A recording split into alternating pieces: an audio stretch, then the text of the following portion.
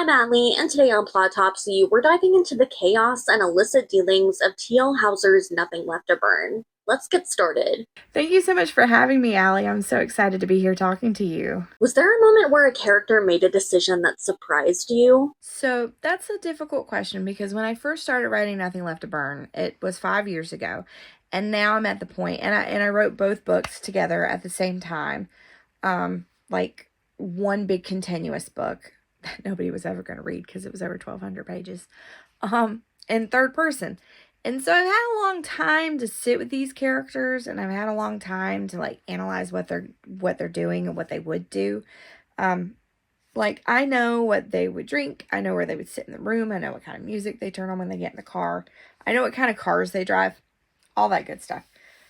But I will say, when I switched from third person to first person, the queer attraction that SaraBeth feels was so much more natural in first person than I had originally thought it was going to be.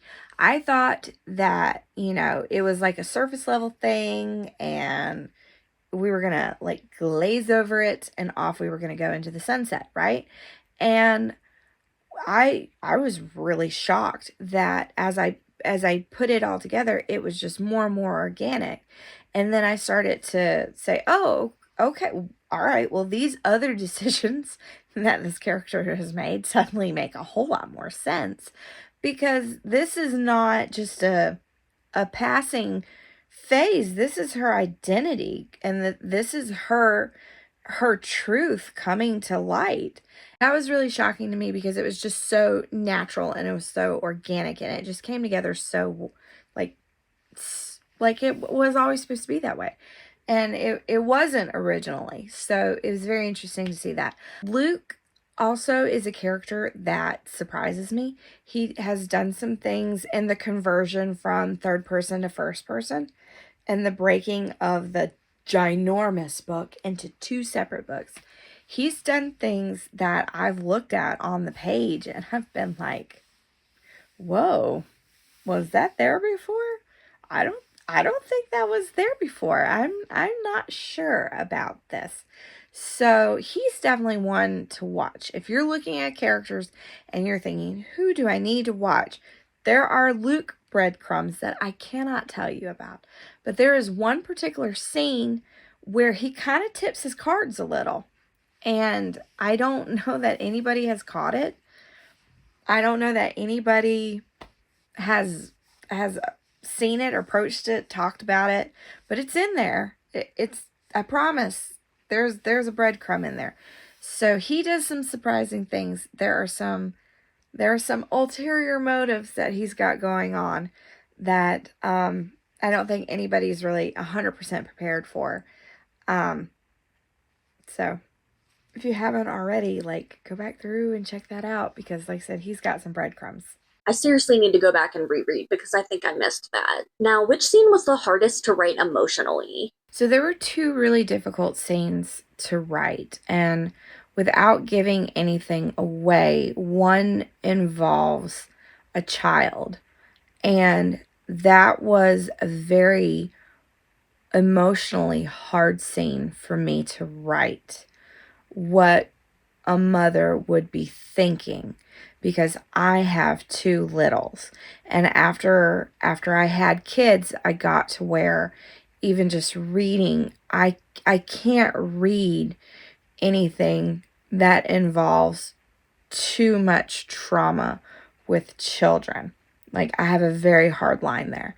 So and this doesn't cross it. This tiptoes around it. But it it was very difficult to put myself in that character's shoes and trying to, think what would be going through my head if something like that happened to one of my children. So that was a very emotionally draining day. Like when I wrote that, I just came out and I cried while I was writing it, and I struggled to get it all down. And even when I went back and I was editing it, it was still just so gut-wrenching that, like, when I knew I had to work on that scene, I wanted to keep it as authentic as possible. I wanted to make it as honest and as gritty and raw as I could. And it was really hard to do that. Like I said, being a mom with little kids, that was very difficult. Um, the other scene involved a family member revealing that they had cancer. And that was a very difficult scene to write as well, because at the exact time, life just lines up real funny. At the exact time that I was working on that scene and I was writing the first draft of it, one of my very close friends, her mother was diagnosed with terminal cancer, and she ended up passing away from it. And it was so hard to write that. And this character has to reach out to family members and notify family members that this cancer diagnosis has happened. And that was really difficult because I, like, my dear friend was going through this, and it broke my heart, not only for that character, but it broke my heart for for my friend, and like the character that has cancer and the character's relative, they have it's such a tense and dysfunctional relationship that it very much borderlines on being it I'm trying to say it without giving too much away.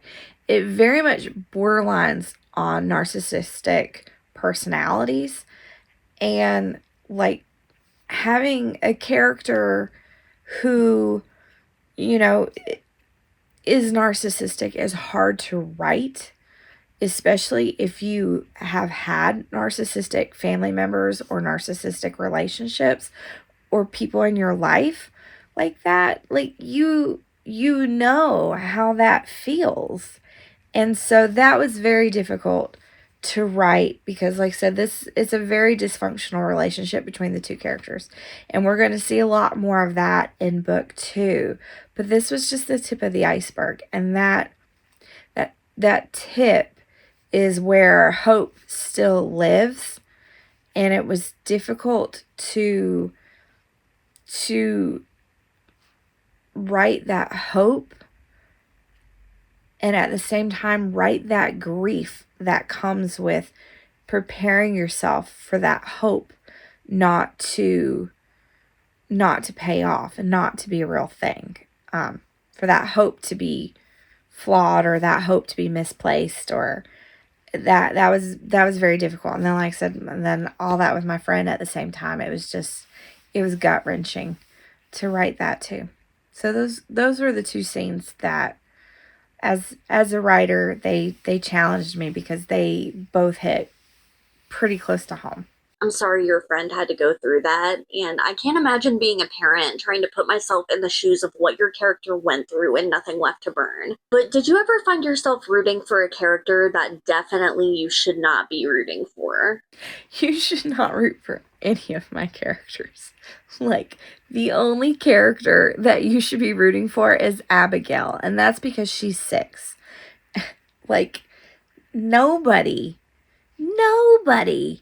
in the book is good and wholesome and moral. And but to back that up, I love the relationship that SaraBeth has with her son Grayson. So root for Grayson.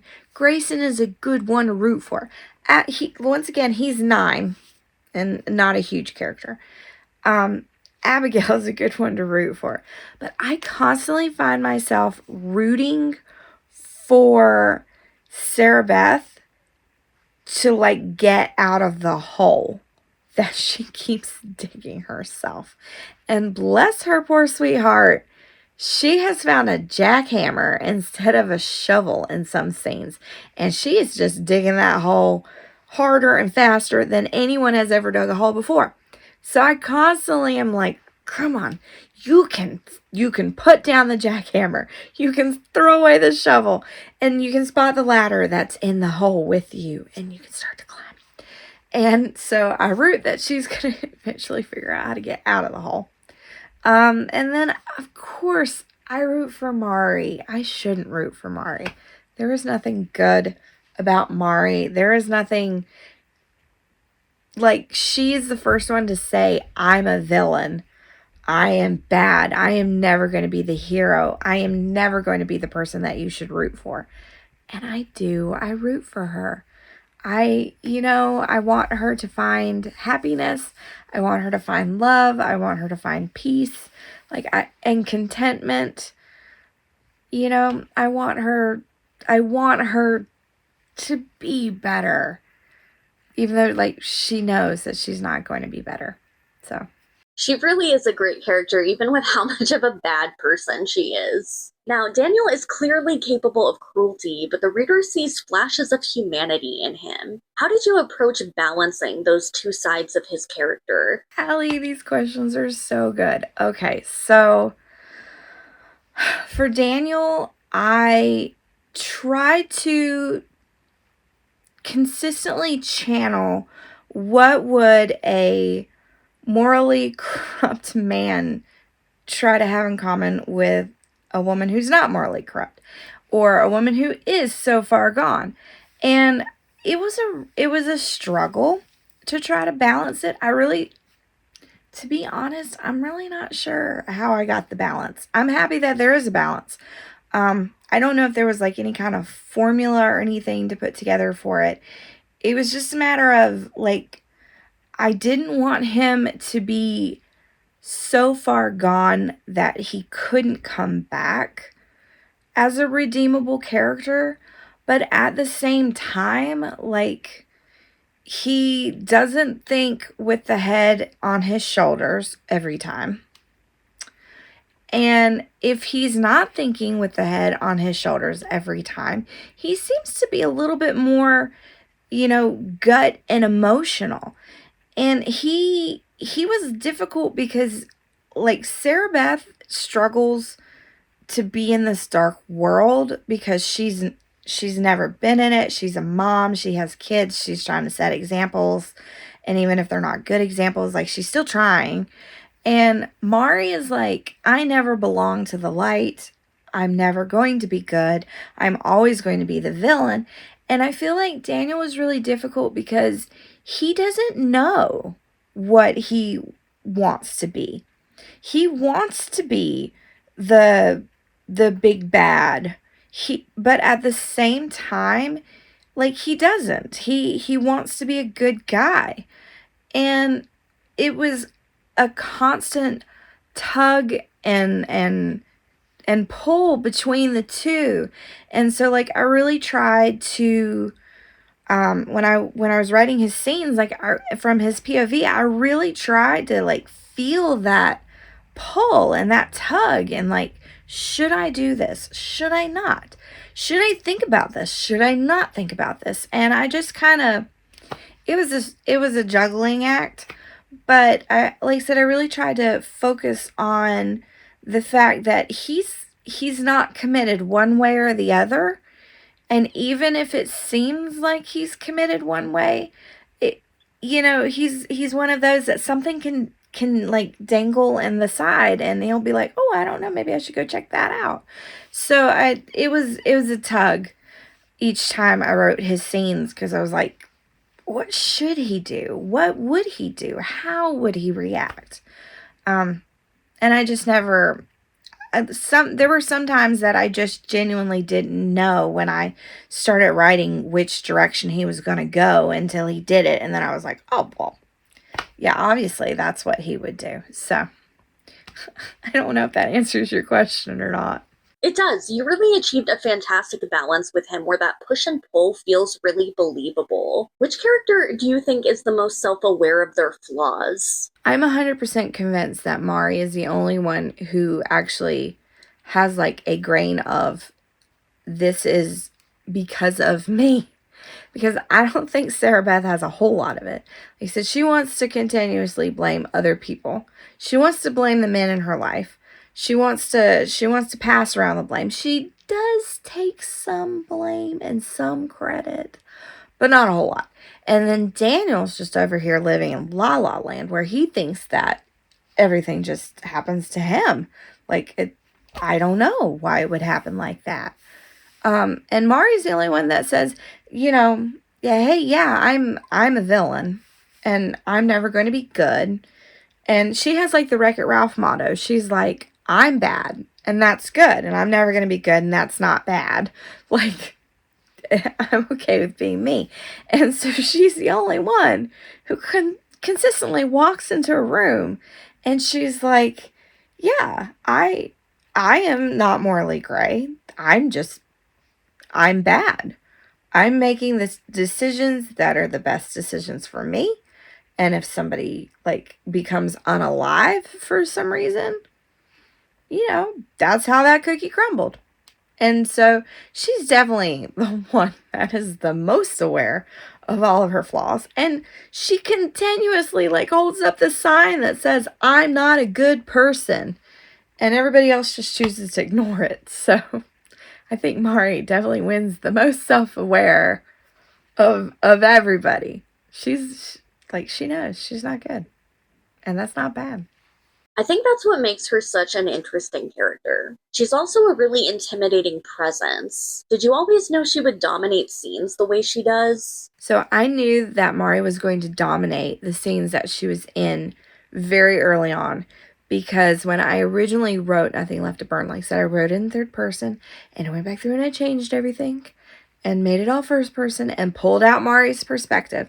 But her POV was a point of the story initially. So I knew when I pulled her out, she was going to become a force in the other two POVs. And I think in a lot of ways we sit down and we're like, Nothing Left to Burn is Daniel's story. Nothing Left to Burn is SaraBeth's story. Nothing Left to Burn is da da da da da. It's Mari's story. So I knew that she was going to be on the page. She was going to dominate any page that she was on. I knew that she was going to catch people's attention. And I knew that people were going to have a love-hate relationship with her. They were either going to love her or they're going to hate her. And there's not a whole lot of in between. I definitely loved her at times, but recognized that, like, she is not a good person. Now, SaraBeth often blames her husband for the situation she's in. Do you think she truly believes that, or is that her way of confronting her own decisions? I think this is so fascinating. This is such a fascinating question, okay? Because, like, we have to get to A Court of Mist and Fury before we start getting our ACOTAR tattoos, right? Please don't go out and tattoo Michael anywhere on your body. Or don't go out and be like, he's the best husband ever. Quite yet. Like, not to be foreshadowing. Not to tell you, like, that he's not a great person. But he may not be deserving of everybody's backing him up. And I see it. I've seen it in several comments. Like, people have left reviews and they've commented and they're like, SaraBeth just blames him. And I think it is such a fascinating statement.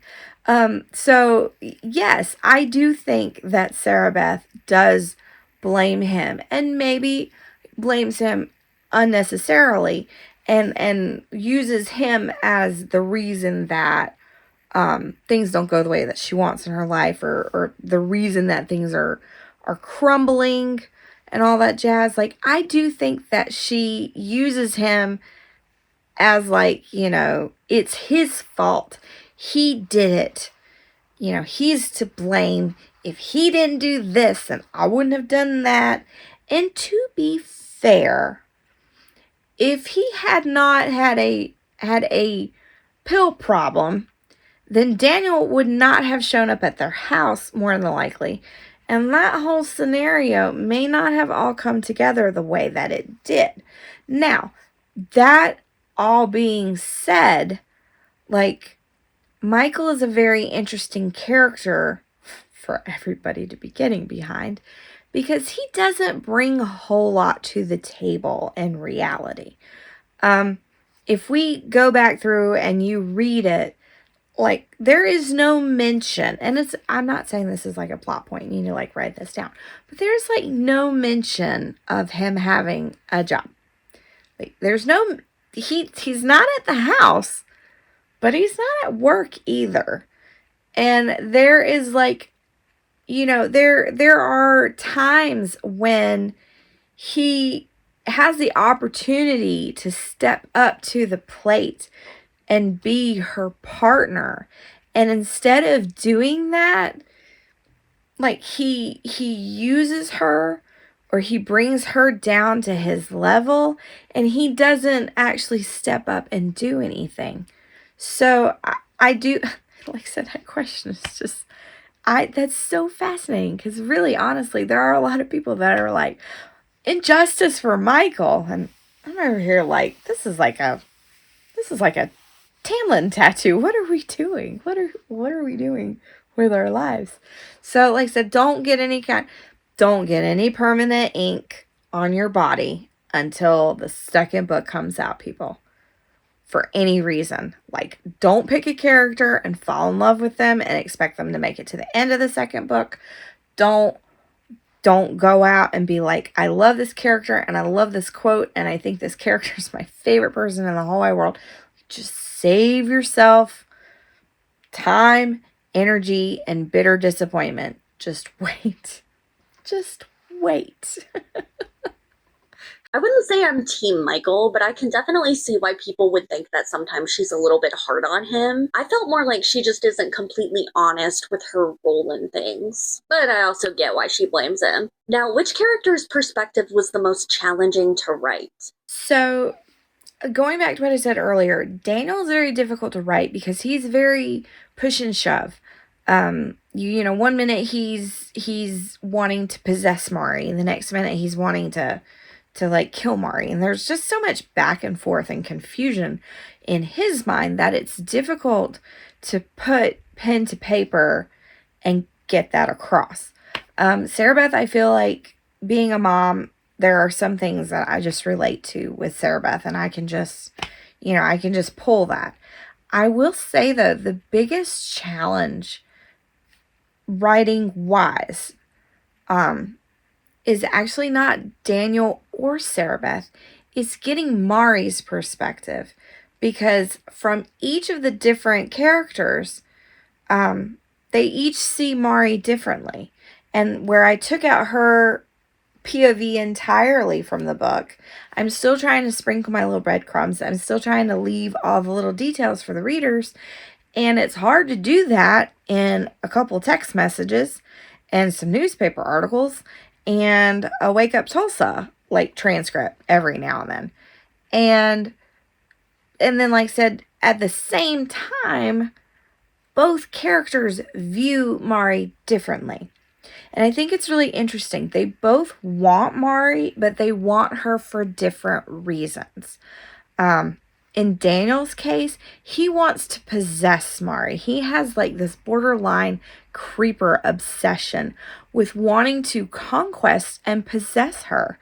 And it is just like a drive between the two of them, that it's a continuous power struggle. Who's going to come out on top? Who's going to rule the roost? Like, she is at the top, and he doesn't know if he wants to respect that, or if he wants to knock her down a few pegs, or if he just wants to possess her entirely. Like, that is such an obsession that's difficult to put pen to paper. At the same time, when Mari is in SaraBeth's scenes, SaraBeth wants Mari in the way that she is. She wants to be Mari. She wants to be the one at the top of the totem pole. She wants to be the one that walks into the room and turns heads. She wants to be the confident, strong, in charge woman that Mari is, and she doesn't know how to get there. And what we, the readers, see or should hopefully be saying, is that this isn't as cut and dry as Mari's just on top and it's Mari's world and everybody else lives in it. Like, Mari herself is going through some changes. She's going through some struggles. And so that's very difficult to try to do that arc, like I said, in 2 POV sections, a couple text messages, and newspaper articles and future transcripts of things that have happened. So that it's hard to say who's the hardest to write, but like Mari's probably my peg there. It's very difficult to try to weave her in correctly. I was super impressed with what you've achieved with Mari. You're always just kind of wondering what she's thinking, but she's also this major presence in the book, even without her perspective being one of the main ones. Thank you to T.L. Hauser for being here and for giving such amazing answers. And I'll see you next week for another Plotopsy.